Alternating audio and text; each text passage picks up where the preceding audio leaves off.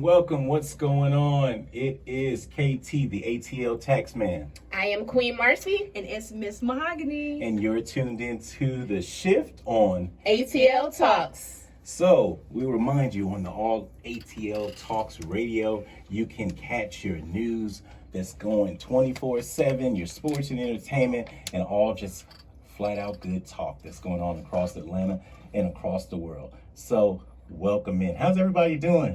Feeling great. Feeling good. Amazing. I The forgot sun that is new shining yak in. outside. You can't you give somebody a show, they start getting new hair and stuff. Oh, looking all cute. You know what? Okay. All right. What was the inspiration? What's the inspiration in the new hair? You just need something new. I needed something new. I was doing some things too long, and I was like, you know what? Let's just make it a little bit, Yeah, bit more edgy, more I'm edgy. feeling the vibe. Nice. More The vibe edgy. is cute. I'm Thank feeling the you. vibe. It's super Exactly. dope. And I like yours too. Thank you. All right, cool. Well, let's get to it. Of course, if you've never tuned in with us on the shift, we are basically after shifting the mindset of our communities. So, what does that mean? We're talking about equality. We're talking about finances. We're talking about mental health awareness. We're talking about anything that's typically taboo in the community that needs to be addressed. All out awareness. It's more than radio, it's a movement, right? Sorry. So today we are going to talk about quite a few things. But in this first segment, and I tried to post it on my page, but it's on my Instagram. But the video I posted on my page about that we're going to discuss is about a 90-year-old woman being assaulted by the cops. Like, so let me tell you what the post says, right? It says, I just spoke with Ty Anders' mother. He's the young man who had pistols drawn on him in the video. His alleged offense was rolling through a stop sign. Recently, he'd been getting pulled over and harassed by the Midland, Texas police. Somewhere safe was where his mom referred him to go to. His mom referred him to go to somewhere safe, which is exactly what he did. He retreated to his grandmother's house. Unfortunately, this didn't help. A dozen of officers swarmed his grandmother's place with guns drawn, as if this was a response to a violent offense. It wasn't. It was a traffic violation. Ty laid on the ground, compliant to what the officers stated to do. However, they would not put their pistols down. They still had pistols drawn on him. He's unarmed. He's literally telling them that he's scared, and he's got his hands behind his back, his face literally in the ground, and they still have pistols drawn on him. The whole community sitting there yelling.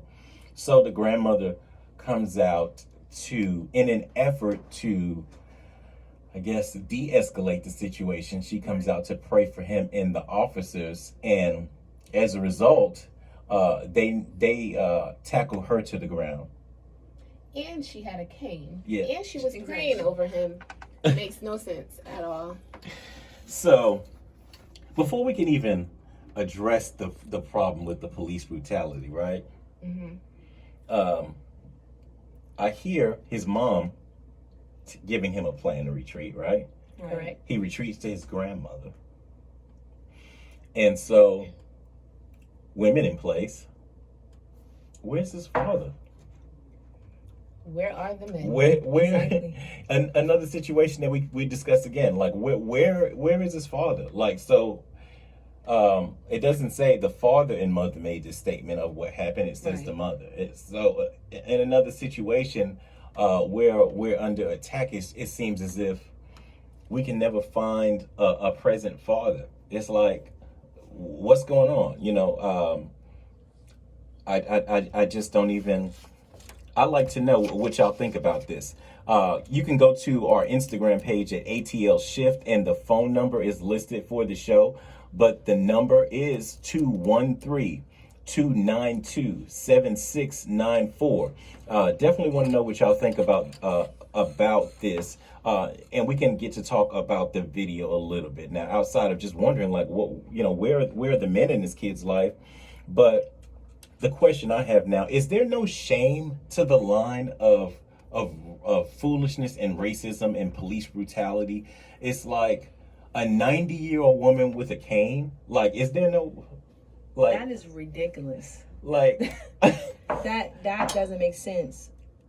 You see something like that, you think about your own grandparents and how the police, if anyone saw the video, how the police just stood there like they were trying to figure out what to do, and just putting the lady on the ground. That didn't make any sense. Like, that's just, like, I don't believe they even care.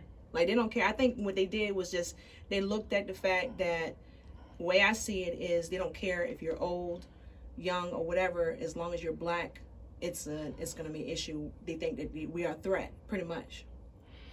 I don't know what they thought she was going to do with a cane, but that was, it just don't make sense. And praying, though. Yeah, like, and praying. That's and what, praying. yeah. I could see if she came out with a pistol. Yeah, she was praying. And they still. Queen, what you think? Like, is there an imaginary line somewhere? Obviously, there isn't. It doesn't matter. Yeah, it don't matter. Hey, caller, you're on the line. We got you on the shift. What do you think about this? Hey, so for me, I feel like because of in their community already, they don't have respect for women. It didn't really matter that she was an elderly woman. They just put her down. They don't have respect for their own elders. So what makes you think that they're gonna have respect for our elders? So it's getting ridiculous. It's nothing that's gonna change unless we start doing something about it. I saw the video and he was terrified. Like, you could hear in his voice that he was scared. He really thought he was going to die that day. Yeah. And it frustrates me because I have a teenage son that will be driving soon. And if that's how he's going to have to be treated, then I'd rather him just stay in the house. But we can't keep them locked up in the house, and we can't be the only ones that's there trying to give them stuff that we can't give them. They need a male figure. If it's a father, if it's an uncle, if it's a brother, if it's a mentor, they need somebody other than us. Because we are made to be nurturers. We're not made to be the ones to show them how to be a man. So it's just, they don't respect the elderly one. They don't respect their own elderly. So I'm not really expecting them to respect our elderly the way that we would. It was just so uncalled for. You could hear her praying for him. You hear her saying, Father God, and all of this. And they still just bum rushed her like it was a grown man that they was dealing with. It was just ridiculous. Wow. Thank you so much for calling. Of course. All right. So, like she said, it was ridiculous. You can even hear other women, Yes. Right. not men, other women in the background yelling out how ridiculous it is. And I believe one is like really about to kind of attack the scene. Yeah. But again, no man. Like it's super. I think that too. Like, again, it's for different reasons for men not to be in that, be in the home. But just for situations like that, like you said, we only heard women on there kind of trying to go to bat for that young man. And I think also that men just sometimes they probably see it, and it's certain men, not all men, but some men may feel like they don't want to intervene in something like that because they know if they go intervene that they're going to get guns drawn on them too. If they were to see something like that. Maybe. All right. Caller, you're on the line. Tell us what you think. Hello? Can you hear me? Can you hear me? Caller? Oh, okay. All right, well, that caller didn't go through. But yeah, so to what you were saying, Miss Mahogany, I've heard that, like, okay, there are certain reasons that the father may not be in the child's life. And I mean, I get it that you may just not get along with the mother. Right. But is that a reason to not be in the child's life though? Not at all. Like to not show up at all? Not at all. There's no excuse. It really is no excuse. I think that's a cop out, really, just to get out of responsibility. For certain levels.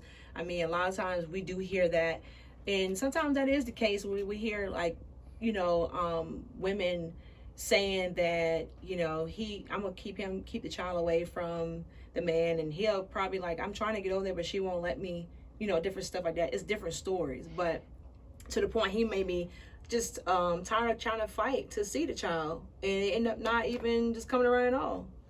Yeah. So we gotta look at that too. We do have to look at every case ain't like that, but Yeah, I'm just saying. so should of course there's going to be one-offs, Yeah. and I feel like, yeah, okay, but so far what I'm looking at is the one-offs are now becoming the majority because we allow these excuses. Right. It's still not okay. You got to fight for your kids. I mean, even if it's going to take you, if she is holding the kids, then go to court. Like, I'm sure your kids will want to know that you was fighting for them. Exactly. Even if you didn't see it when it came down, they'll find out later on, like, oh, the mom didn't tell you all of this, but we've been fighting for you for 10 years, for 12 years or however long. But just to not fight, not show up, it's just it's a no-go, and it's completely affecting our communities. But that was just one thing that I noticed. But the main thing is that the police brutality, it has not been caged, or there has been no process that seems to put some control to what's going on with us in the communities, and so as a result, I feel like it's free fall. Yeah. You see these police, and they're angry, like. Yeah. And sometimes And they're the person, abusing their power. Yeah. And sometimes the person is just standing there, like the person standing there, they're angry, they start cursing, telling them, hey, don't move. The person's not moving. Exactly. I've seen And they're like, super angry, punching, uppercutting. It's just like, Yeah, because he was unarmed on the ground, Yeah. And he kept saying he was scared. and he was clearly stating that he was scared, and Yeah. everyone on the sideline was telling the police, he's a He's black scared. man. Yeah. He's scared that He's- y'all gonna kill he's him. like, put your guns down. Put your guns down. Yeah. And they still proceeded. But I think the craziest thing about it is when I first saw the video, I was like, oh, okay, did he do something? So I'm looking for his crime. Mm-hmm. To because it's like, okay, if he did something, I get it. If he Right. robbed a store, he did something, he had a gun, he had, but then it was a stop and roll traffic violation. I was like, so y'all got pistols drawn, like 6 guns drawn on this guy I'm serious. for allegedly running a stop sign. They have like the whole force there. That's why I feel as though we need to police the police. Yeah. It's time for something to be done. We all need to work together, and the police need to be policed at this point. Absolutely. So, that concept I get, because it's like, for some of these celebrities, they need to have an accountant watching their accounting, right? Like, Right, it's I was kind gonna of say that type of idea. But how does that happen in our society, right? Like, where you have a police force that is uncontrollable and nobody is telling them anything. Like, what way can our communities police the police? Like, what? Okay, first we need to work together. We need to come up with some strategies. We need to organize some things, continue voting, continue protesting, and just continue to work together, guys. Like, work together. So if we wanted to work, like, let's just say we want to do that, right? Like, because I have people, I'm pausing there because people say that all the time. They're like, on the comments when I post something, they're like, oh, nobody's going to do nothing about it. And it's like, nothing is going to change until we come together, right? Right. And I definitely agree, right? When we come together, things happen. But come together and do what? Like, so now we're organizing. Like, let's say, we created this platform to try to bring awareness to the people. So now let's say we have a place where people start to come together. Right. And we want to have this conversation. what does bringing people together really look like? Like what really happens then? Now, okay, let's just say we had 50,000 people that were all a part of a movement, and they were all actually ready to take action, not just talk. Like, what are the actions? What are the calls to action? Like, you know what I'm saying? Like, I guess nobody really has thought about that. We just talk about coming together. When we get together, what are we going to do? I think one thing with that, it has to be planned correctly, because the fact is, because a lot of times we say we come together and unite, but we may run into where people want to retaliate in a different way, but we're not trying to retaliate. We're trying to actually fix a problem. And I think that, providing people with the certain skills that they need, or trying to, get them in the mindset of what's about to happen, like what we can do, because you have to organize this correctly, just like anybody else do. They do that in other countries. They organize things and things like that. So we should do that here. I think that also was a good thing where, maybe having more of a our own Black police force. Maybe we should start making organizations, different things like that, where we start really pulling back and just saying, because the thing about it is you have to prep people for these different things. So you just can't go in and just say, we're going to retaliate, or we're going to do this, we're going to do that. We have to create some type of system. That's interesting. We're going to get back to that, because I want to expand upon that a little bit, because we need to figure out an actual way to utilize our platform so that we can actually provide resolution to the things that's going on in our community. Right. So we'll talk about that a little later. We're going to get into our first segment of the show. You want to take a break? Yeah. Okay. So after we come back from this break, we're going to get back into it. I'm ATL Taxman. I am Queen Marcy. And it's Miss Mahogany. You're tuned into The Shift on ATL Talks.